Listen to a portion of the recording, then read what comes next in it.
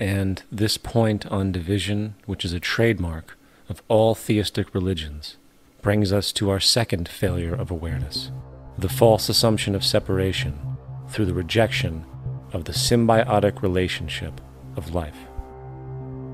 Apart from the understanding that all natural systems are emergent, where all notions of reality will be constantly developed, altered, and even eradicated, we must also understand that all systems are, in fact, invented fragments, merely for the sake of conversation. For there is no such thing as independence in nature. The whole of nature is a unified system of interdependent variables, each a cause and a reaction, existing only as a concentrated whole. You don't see the plug connected to the environment, so it looks like we're free, wandering around. Take the oxygen away, we all die immediately. Take plant life away, we die. And without the sun, all the plants die. So we are connected. We really must take into account the totality. This isn't just a human experience on this planet. This is a total experience. And we know we can't survive without plants and animals. We know we can't survive without the four elements, you know. And so when are we going to really start taking that into account? That's what it is to be successful. Success depends on how well we relate to everything around us. I'm very aware of the fact that my grandson cannot possibly hope to inherit a sustainable, peaceful, stable, socially just world unless every child today growing up in Ethiopia, in Indonesia, in Bolivia, in Palestine, in Israel also has that same expectation. You got to take care of the whole community or you're going to have serious problems. And now we have to see that the whole world is the community and we must all take care of each other that way. And it's not just a community of human beings. It's a community of plants and animals and elements. And we really need to understand that. That's what's going to bring us joy, too, and pleasure. That's what's missing in our lives right now. We can call it spirituality, but the fact of the matter is joy comes from that bliss of connectedness. That's our God spirit. That's that side of ourselves that really feels it. And you can feel it deep inside you. It's this amazing, wonderful feeling. And you know it when you get it. You don't get it from money. You get it from connection. Now, if that isn't a hazard to this country, how are we going to keep building nuclear weapons? You know what I mean? What's going to happen to the arms industry when we realize we're all one? It's going to fuck up the economy. The economy that's fake anyway. The economy that's fake anyway. The economy that's fake anyway. The economy that's fake anyway. The economy that's fake anyway. Which would be a real bummer. You can see why the government's cracking down on the idea of experiencing unconditional love.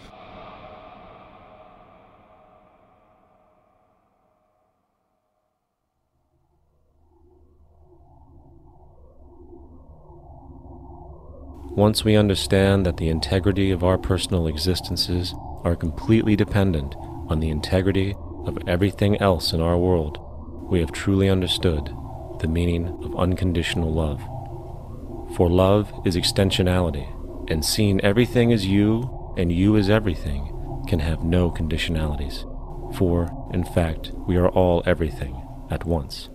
If it's true that we're all from the center of a star, every atom in each of us from the center of a star, then we're all the same thing. Even a Coke machine or a cigarette butt in the street in Buffalo is made out of atoms that came from a star. They've all been recycled thousands of times, as have you and I.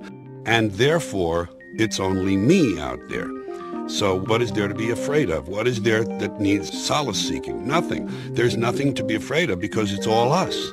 The trouble is we have been separated by being born and given a name and an identity and being individuated. We've been separated from the oneness, and that's what religion exploits, that people have this yearning to be part of the overall one again. So they exploit that. They call it God. They say he has rules.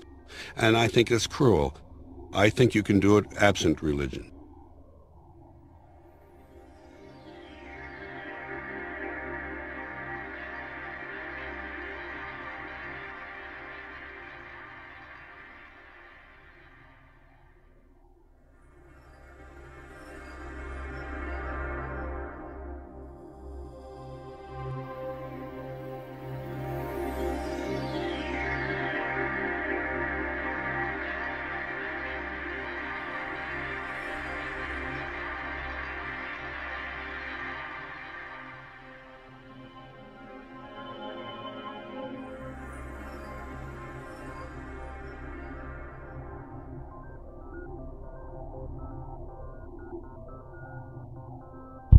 It's time to claim the unity our outmoded social systems have broken apart, and work together to create a sustainable global society where everyone is taken care of and everyone is truly free. Your personal beliefs, whatever they may be, are meaningless when it comes to the necessities of life.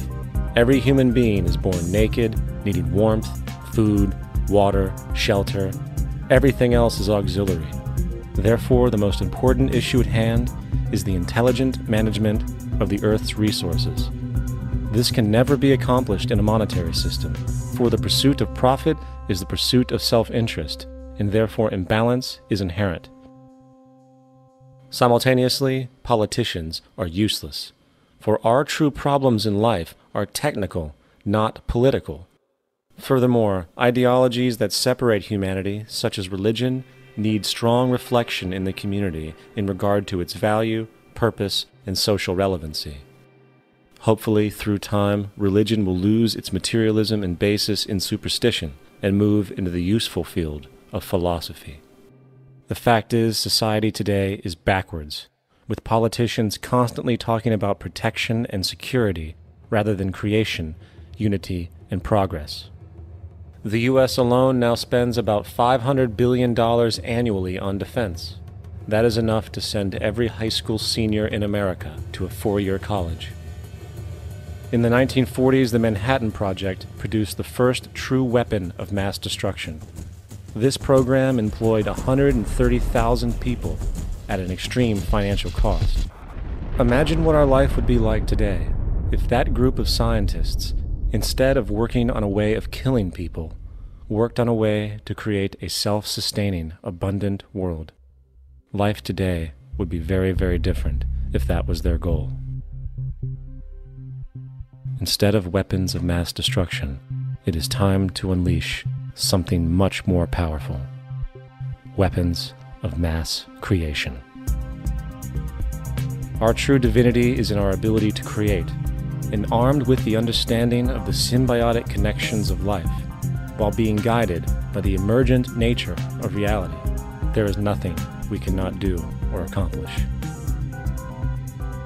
Of course, we face strong barriers in the form of established power structures that refuse to change. At the heart of these structures is the monetary system. As explained earlier, the fractional reserve policy is a form of slavery through debt, where it is literally impossible for society to be free. In turn, free market capitalism in the form of free trade uses debt to imprison the world and manipulate countries into subservience to a handful of large business and political powers. Apart from these obvious amoralities, the system itself is based on competition, which immediately destroys the possibility of large-scale collaborations for the common good, hence paralyzing any attempt at true global sustainability. These financial and corporate structures are now obsolete, and they must be outgrown. Of course, we cannot be naive enough to think that the business and financial elite are going to subscribe to this idea, for they will lose power and control. Therefore, peaceful yet highly strategic action must be taken. The most powerful course of action is simple. We have to alter our behavior to force the power structure to the will of the people. We must stop supporting the system. The only way the establishment will change is by our refusal to participate, while continuously acknowledging its endless flaws and corruptions. They're not going to give up the monetary system because of our designs of what we recommend. The system has to fail, and people have to lose confidence in their elected leaders. That will be a major turning point if the Venus Project is offered as a possible alternative. If not, I fear the consequences. The trends now indicate that our country is going bankrupt.